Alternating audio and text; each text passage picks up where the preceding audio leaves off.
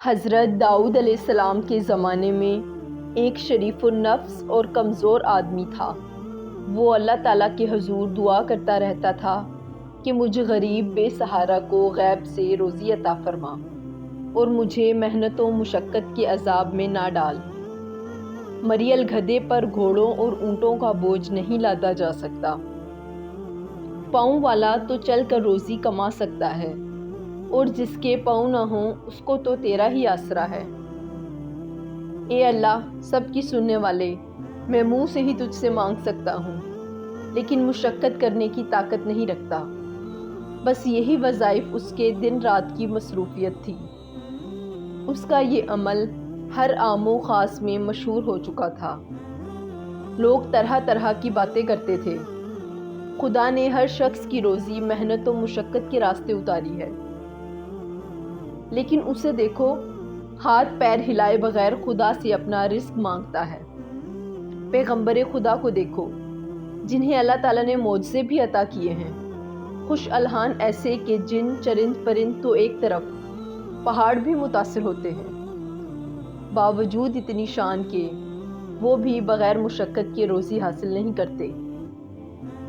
مگر اسے دیکھو، یہ ناکارہ انسان، یہ چاہتا ہے کہ اسے بیٹھے بٹھائے خزانہ مل جائے اور کوئی کام نہ کرنا پڑے۔ اس کی دعا کا چرچا سارے شہر میں عام ہو گیا کہ یہ کیسا انسان ہے جو خالی تھیلی میں پنیر حاصل کرنا چاہتا ہے۔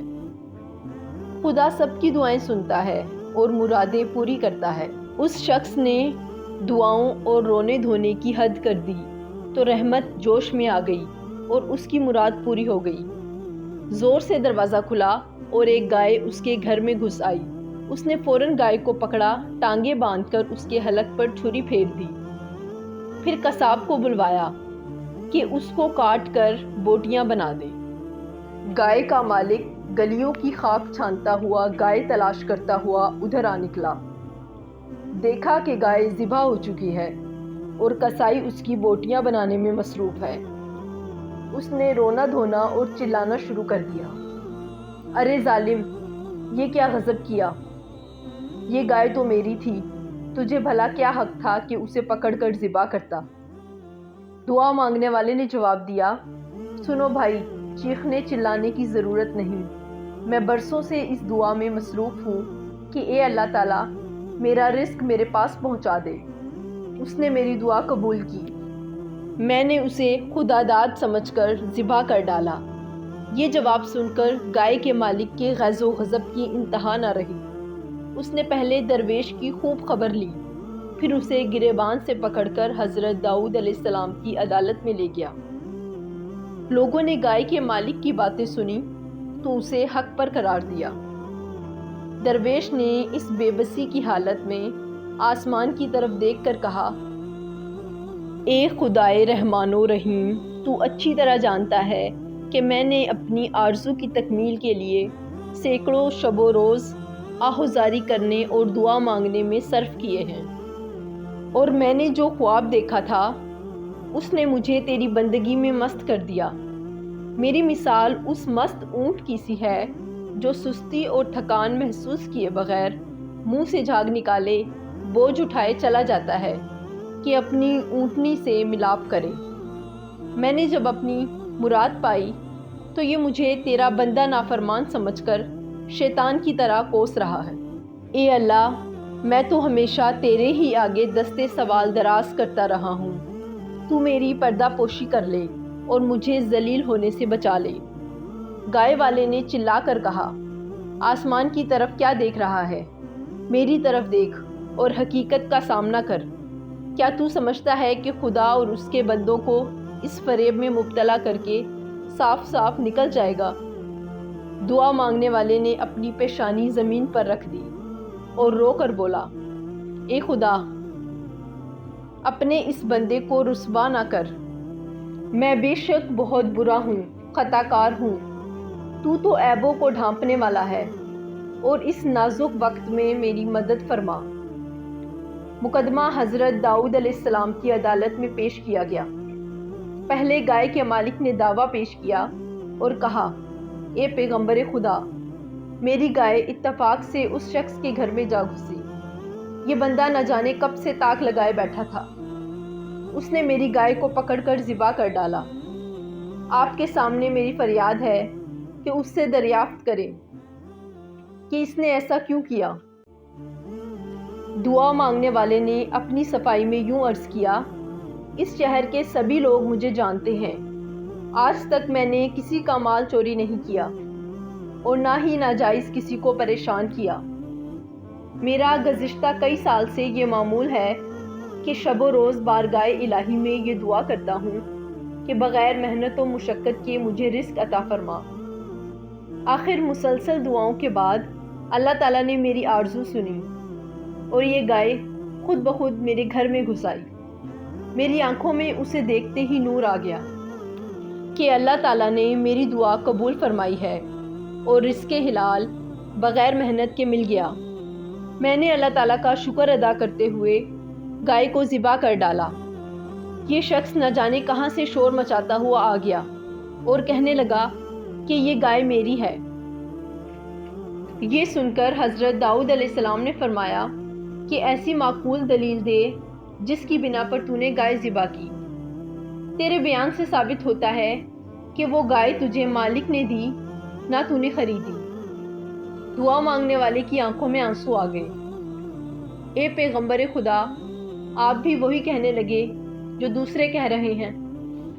اور اس شخص نے آسمان کی طرف نگاہ اٹھا کر کہا، اے میرے دل کا درد جاننے والے، تو داؤد علیہ السلام کو روشنی عطا فرما اور انہیں حقیقت حال سے آگاہ فرما۔ یہ کہہ کر وہ دھاڑے مار مار کر رونے لگا۔ اس کی آواز میں ایسا درد تھا کہ نہ صرف سنگ موم ہو گئے بلکہ حضرت داؤد علیہ السلام کا دل بھی دہل گیا۔ انہوں نے گائے کے مالک سے کہا کہ اس کا فیصلہ ایک دن بعد کیا جائے گا۔ پیغمبر خدا اپنے حجرے میں داخل ہو گئے اور اپنی عبادت گاہ کا دروازہ بند کر دیا۔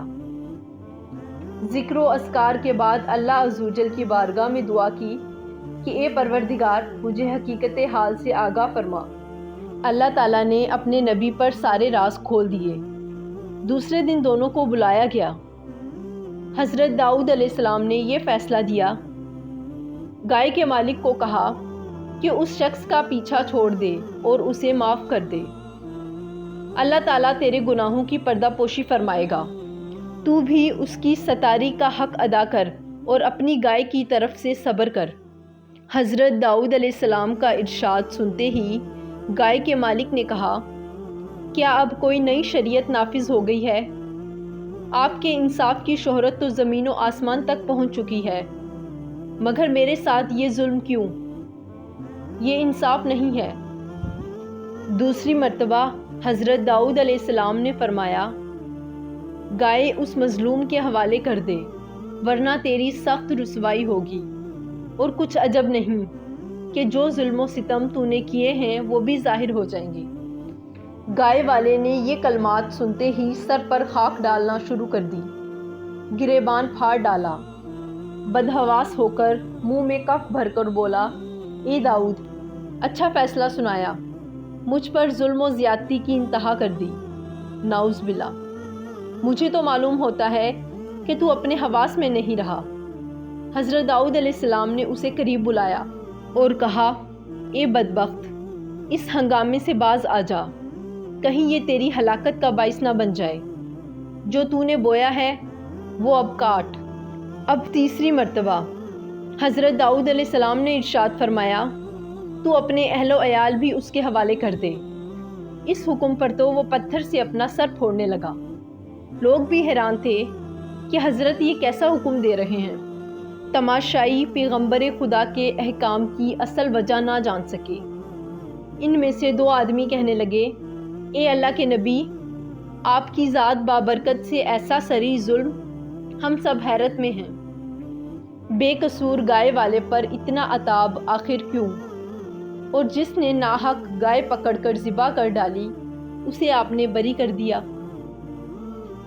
حضرت داؤد علیہ السلام نے فرمایا، شاید اب وہ وقت آ گیا ہے کہ اس گائے والے کے پوشیدہ راز ظاہر کر دیے جائیں۔ حضرت داؤد علیہ السلام سب کو دریا کے کنارے ایک بہت پرانے گھنے درخت کے نیچے لے گئے۔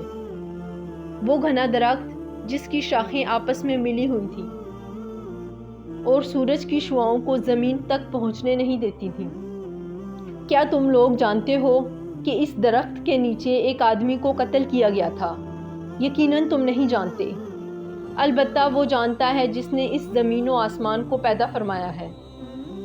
حضرت داؤد علیہ السلام نے فرمایا، حقیقت یہ ہے کہ اس گائے والے نے اپنے آقا کو قتل کیا۔ یہ شخص اصل میں مقتول کا زر خرید غلام تھا۔ اس نے اپنے آقا کو قتل کر کے اس کے مال و دولت اور جائیداد پر قبضہ کر لیا۔ مظلوم دعا مانگنے والا اسی مقتول کا بیٹا ہے۔ پھر اس بے رحم اور سنگ دل شخص نے اپنے مقتول آقا کے کمسن یتیم بچوں پر ظلم کرنا شروع کر دیا، ان سے سب کچھ چھین لیا۔ یہ نمک حرامی پر اتر آیا، اس کے بچے دانے دانے کے محتاج ہو گئے۔ اس مردود نے اپنے گناہوں کا پردہ خود ہی فاش کیا ہے۔ ظلم ہمیشہ روح کی گہرائیوں میں دبکا رہتا ہے، لیکن ظالم اسے خود لوگوں پر کھول رہا ہے۔ اے دنیا والو، تم نے شریعت کے مطابق اس مقدمے کا فیصلہ مانگا تھا۔ شریعت نے اپنا فیصلہ سنا دیا، اب اس کی تعمیل کرنا تیرا فرض بنتا ہے۔ تو نے اپنی صفاکی اور شک القلبی کا ایسا مظاہرہ کیا کہ خدا کی پناہ، تو نے آقا کو اس طرح چھری سے ذبح کیا جس طرح اس دعا مانگنے والے نے تیری گائے کو ذبح کیا تھا۔ وہ خون آلود چھری راز فاش ہونے کے ڈر سے گھڑا کھود کر تو نے دفن کر دی تھی۔ اس کا ثبوت یہ ہے کہ اس چھری پر اس کا نام کندہ ہے۔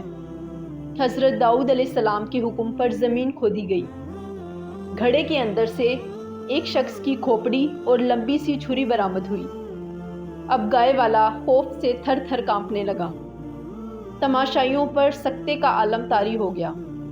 لوگوں نے اپنے سروں سے کپڑے اور ٹوپیاں ہٹا دی، ننگے سر ہو کر سامنے آئے اور عرض کرنے لگے، اے خدا کے سچے پیغمبر، ہم فطری نابینا ثابت ہوئے۔